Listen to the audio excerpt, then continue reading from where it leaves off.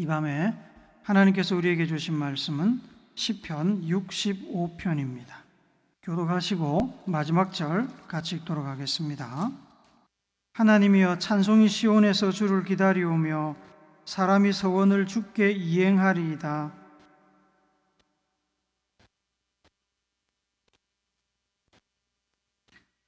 죄악이 나를 이겼사오니 우리의 허물을 주께서 사하시리이다.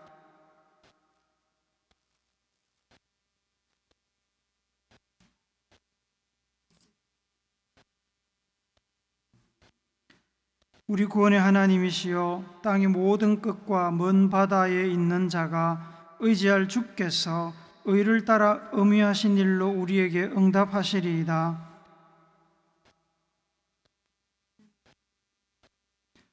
바다의 설렘과 물결의 흔들림과 만민의 소요까지 진정하시나이다.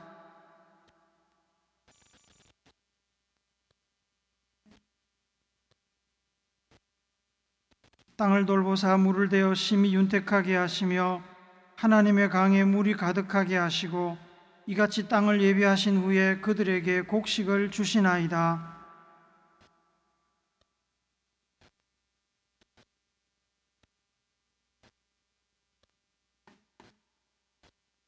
주의 은택으로 한 해를 관씌우시니 주의 길에는 기름 방울이 떨어지며, 같이 읽습니다. 초장은 양떼로 옷 입었고 골짜기는 곡식으로 덮였음에 그들이 다 즐거이 외치고 또 노래하나이다. 아멘. 동서고금을 막론하고 복을 싫어하는 사람은 없을 것 같습니다. 우리는 모두 복을 좋아합니다. 복이 무엇입니까? 무엇이라고 복을 정의할 수 있을까요? 일단 복은 좋은 것입니다. 국어사전에 보니까 삶에서 누리는 좋고 만족할 만한 행운 또는 거기서 얻는 행복이라고 정의합니다. 복은 나에게 좋은 것이고 나를 만족하게 만드는 것이고 행복을 느끼게 합니다. 그런데 이 복의 가치는 절대적이지 않습니다. 만약에 복의 가치가 절대적이라면 이 지구상에는 딱 한 명만 행복합니다. 복을 뭐라고 정의하든 간에 가장 많이 가진 한 사람은 기분 좋고 만족스럽고 행복감을 느끼겠지만 그 외에 그 사람보다 덜 가진 모든 사람은 가장 많이 가진 사람보다 덜 가지고 있기 때문에 행복하지 않습니다. 만족되지 않습니다. 복의 가치는 상대적입니다. 상대적이라는 말은 복에 대한 평가 기준이 한 가지 혹은 정량적으로 정해져 있지 않다는 이야기입니다. 사람마다 문화마다 복을 정의하는 기준이 다릅니다. 그래서 나는 복을 많이 받아서 행복하다고 해도 다른 사람은 내가 가진 복을 보고 행복함을 느끼지 못할 수 있습니다. 예를 들어서 나는 1억이 꿈의 숫자라서 1억 원이 나에게 주어진다면 너무 좋아서 뒤로 까무라칠 수 있지만 누군가에게 1억은 별로 감흥이 없는 숫자라서 반응이 시큰둥할 수 있습니다. 어떤 사람에게 1억이라는 돈은 절망적인 숫자일 수 있습니다. 성경에서 이야기하는 모든 복, 곧 하나님께서 말씀하시는 모든 복은 각 사람에게, 각 가족이나 민족에게 상대적인 가치를 가진 어떤 것입니다. 이 사실을 알아야 성경을 제대로 이해할 수 있고 성경을 읽고서 오히려 불행해지지 않을 수 있습니다.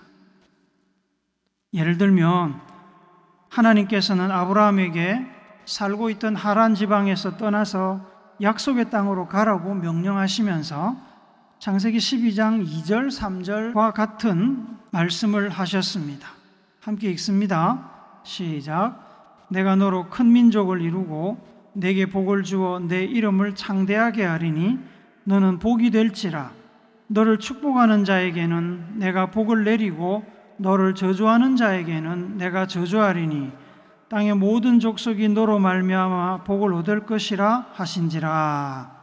하나님께서 아브라함에게 곧 복덩이가 되게 할 것이라고 약속하셨습니다. 복덩이는 다른 사람, 옆에 있는 가족, 내가 속한 공동체에 복을 가져다 주는 사람입니다. 복의 통로라는 말입니다. 아브라함 자신도 하나님께 복을 받고 아브라함을 통해 하나님의 복이 흘러가게 하겠다고 하셨습니다. 하나님께서 아브라함에게 주신다는 복은 큰 민족을 이루고 창대한 이름을 주겠다, 이름이 창대해지게 하겠다 였습니다. 하지만 아브라함이 살던 그 당대는 물론이고 지금까지 세계에서 가장 크지는 않더라도 세상에서 제법 큰 민족이 되었던 적이 단 한 번도 없습니다. 아브라함의 후손들은 항상 소수민족이었습니다. 지금도 그렇습니다. 이스라엘은 아수르, 애굽, 바벨론, 페르시아, 로마, 인도, 중국, 미국보다 큰 민족이나 나라가 되었던 적이 한 번도 없습니다. 아브라함의 이름이 창대하게 하겠다고 약속하셨지만 아브라함의 이름은 그 민족보다는 훨씬 유명해졌습니다만, 그렇다고 아브라함의 이름이 가장 유명한 것도 아니고 모든 사람이 아브라함을 알고 그 이름을 좋게 여기는 것도 아닙니다. 하나님께서 이야기하시는 복은 아주 상대적인 개념입니다. 상대적인 개념 혹은 상대적인 가치를 가집니다.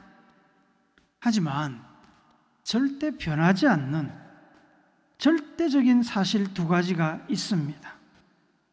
첫째로, 복의 종류, 크기, 양은 각 사람, 공동체, 민족이나 나라마다 다를 수 있지만 모든 복은 하나님에게서 나온다는 사실입니다. 불변의 법칙입니다. 출애굽기 23장 35절을 세 번역으로 같이 읽습니다. 시작. 너희는 주 너희 하나님 나만을 섬겨야 한다. 그러면 내가 너희에게 복을 내려 빵과 물을 주겠고 너희 가운데서 질병을 없애겠다. 복은 하나님에게서 나옵니다. 둘째로, 하나님께서는 모든 사람에게 복을 주시기를 원하십니다. 민수기 6장 24절부터 26절 말씀 같이 읽읍시다. 시작. 여호와는 내게 복을 주시고 너를 지키시기를 원하며 여호와는 그의 얼굴을 내게 비추사 은혜 베푸시기를 원하며 여호와는 그 얼굴을 내게로 향하여 드사 평강 주시기를 원하노라 할지니라 하라. 하나님께서 우리에게 복을 주시기를 원하십니다. 어떤 복을 어떻게 받는 것은 제각각이지만 창조주이신 하나님께서는 모든 사람, 모든 민족에게 복 주시기를 원하시고 그들이 하나님께서 주시는 복을 받기를 원하십니다. 오늘 우리가 읽은 이 시편 65편은 다윗이 하나님을 찬양하는 시입니다.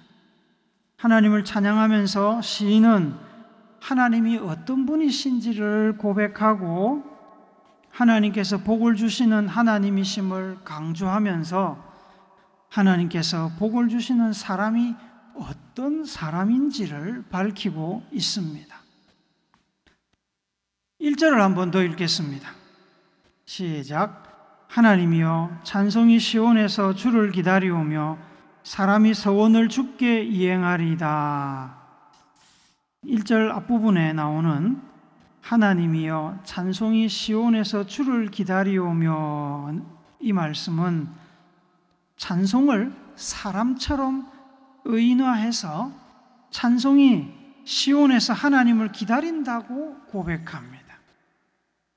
실제로 찬양의 주체는 찬양 그 자체가 아니고 사람이지요. 그래서 이 문장은 기본적으로 하나님의 백성들과 세상 모든 사람이 시온산에 있는 하나님의 성전에서 하나님을 찬송합니다 라는 뜻입니다. 그런데 이 번역본에 따라서 해석이 몇 가지로 나누어집니다. 크게 세 가지로 이 문장이 번역이 되는데, 우리가 보고 있는 개정개혁 성경은 하나님이여 찬송이 시온에서 주를 기다리오며 라고 이렇게 번역을 하고, 새번역 성경은 다르지요. 하나님 시온에서 주님을 찬양함이 마땅한 일이니 라고 번역을 합니다. 그리고 올해 새로 나온 새한글 성경이라고 있습니다. 가장 최근에 번역된 한글 성경인데, 여기에는 주님께 침묵 가운데 찬양을 드립니다. 오 시온에 계시는 하나님. 다르죠?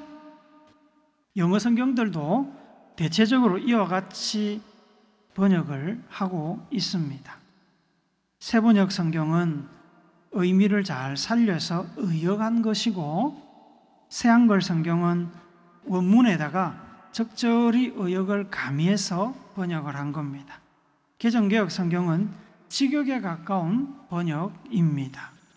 이렇게 번역이 달라지는 것은 성경의 다른 부분도 마찬가지입니다만, 어떤 문장은 히브리어가 본래 모음이 없는 자음 글자이기 때문에 그 자음을 어떻게 읽느냐에 따라서 단어의 의미가 많이 달라질 수 있기 때문입니다. 자음이 나열된 글을 읽으면서 히브리 사람들은 전통적으로 내려오는 발음을 외워서 읽었습니다. 그리고 그에 따라서 이해를 합니다. 읽는 사람에 따라 해석이 달라지는 경우가 생겼고, 어떤 단어는 발음을 잃어버리기도 했습니다. 구전으로 계속 전해져 내려왔기 때문에, 그러다가 어느 시점에 그 자음에다가 모음을 표시하기 시작을 했습니다. 그래서 그것이 오늘날까지 이루고 있습니다. 발음을 잃어버린 경우가 더 많이 있는지는 제가 잘 모르겠는데, 우리가 잘 알고 있는 하나님의 이름이 우리가 발음을 잃어버린 경우입니다. 사람들은 하나님의 이름을 함부로 말하기가 무서워서 하나님의 이름이 성경에 나오면 읽지 않고 넘어갔습니다. 그것이 전통이 되어서 계속 내려오다 보니까 본래 하나님의 이름을 어떻게 읽는지 아무도 모르는 겁니다. 모두 잃어버렸습니다. 그래서 어떻게 했느냐? 후대에 성경을 필사하고 읽고 또 모음을 표시하는 사람들이 헬라어에 주님 할 때 주라는 뜻을 가진 게 아도나이입니다. 아도나이. 그 아도나이에서 모음만 떼가지고 이 하나님의 이름이라는 그 자음 글자에 붙여서 읽기 시작했는데, 그것이 야훼, 여호와라고 읽는 그 단어가 된 겁니다. 본래 그렇게 읽는지는 아무도 모릅니다. 그러면 시인에게 하나님은 어떤 분이실까요? 그리고 하나님은 누구에게 복을 주실까요? 하나님께서는 은혜와 사랑이 충만하신 분이고 세상을 창조하신 분입니다. 자신의 피조물 인생들을 사랑하십니다. 얼마나 사랑하십니까? 요한복음 3장 16절을 같이 읽습니다. 시작. 하나님이 세상을 이처럼 사랑하사 독생자를 주셨으니 이는 그를 믿는 자마다 멸망하지 않고 영생을 얻게 하려 하심이라.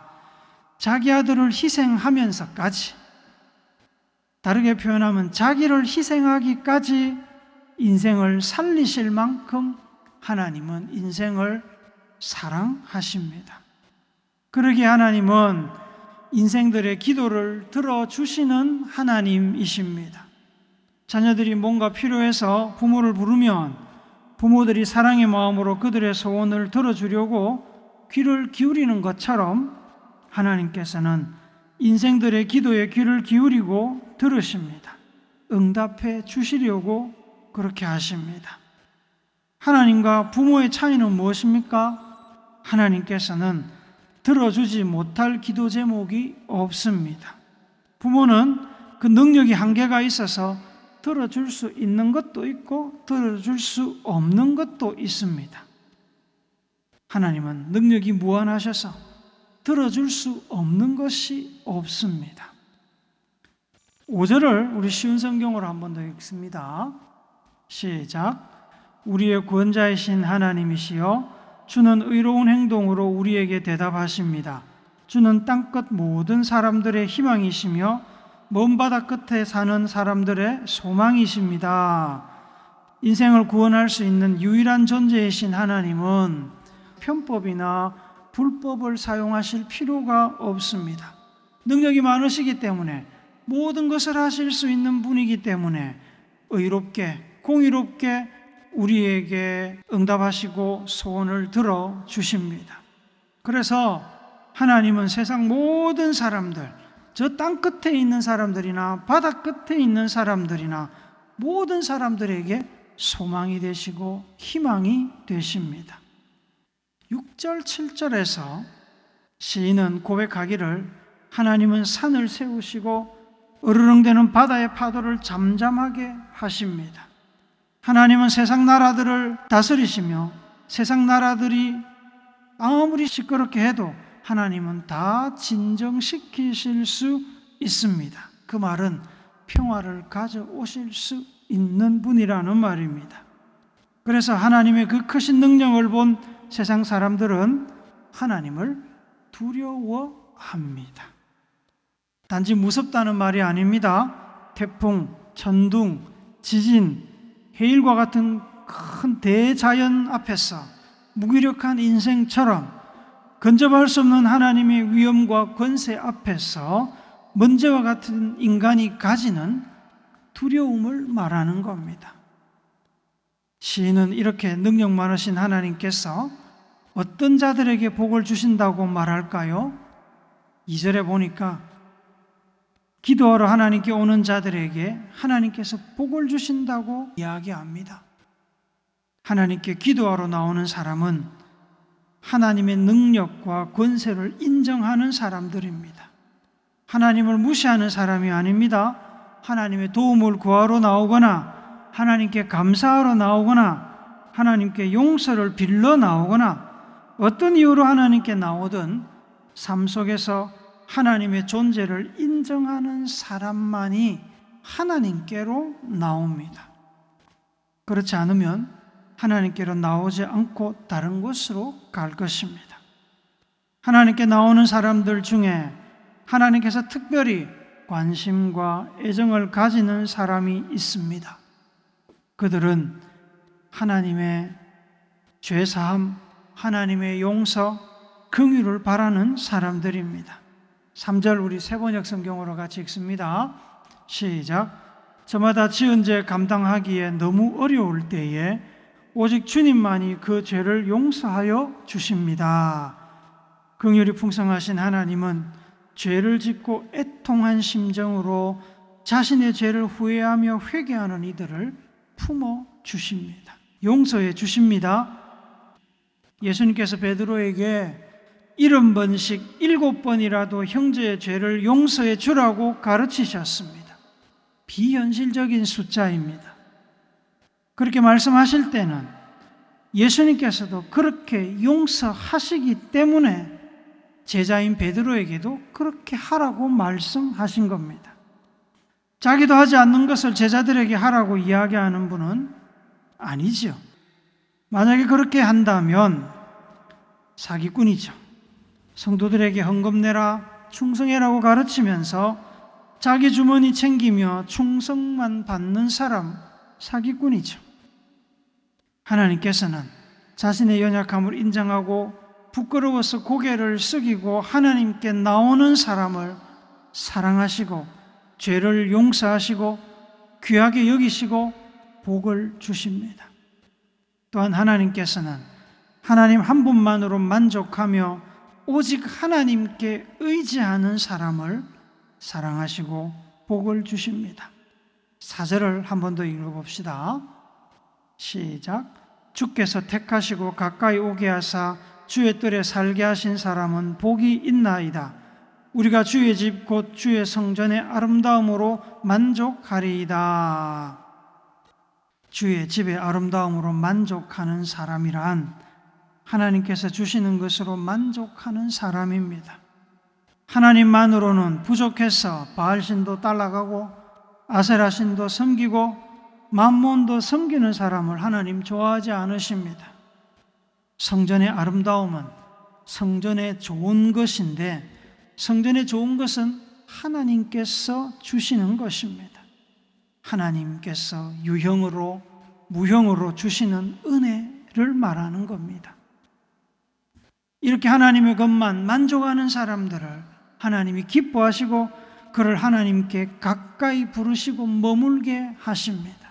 복을 주십니다. 하나님은 어떤 복을 주실까요? 8절 하반절에 보니까 주께서 아침 되는 것과 저녁 되는 것을 즐거워하게 하시며 라고 말씀합니다. 하나님께서 자기에게 나오는 자들, 특별히 죄를 회개하며 하나님을 의지하고 오직 하나님 한 분만으로 만족하는 이들의 삶에 복을 주셔서 아침에도 기쁘고 저녁에도 기쁘게 하십니다.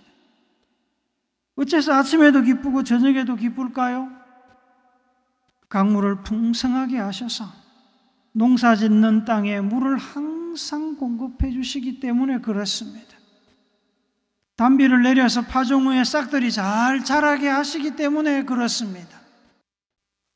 하나님이 기뻐하시는 사람들의 농가, 밭과 산과 들을 기름지게 하십니다. 기름방울이 떨어진다는 표현은 하나님께서 복을 주시는 사람들의 삶이 그만큼 그 복으로 인해서 윤택해진다는 말입니다. 산들이 사방에서 기뻐합니다. 목축도 얼마나 잘 되는지 들판이 양들로 옷을 입듯이 뒤덮여 있습니다. 골짜기 깊은 곳에는 곡식으로 가득 차 있습니다.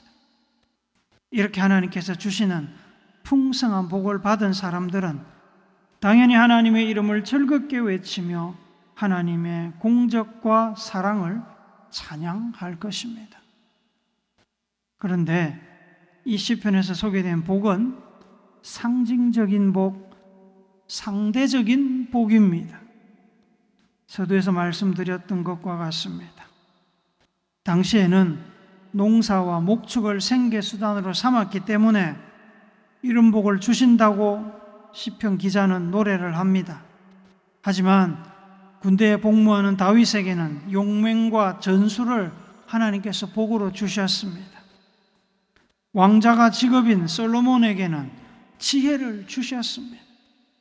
각 사람의 필요에 따라서 하나님께서는 다양한 복을 주십니다.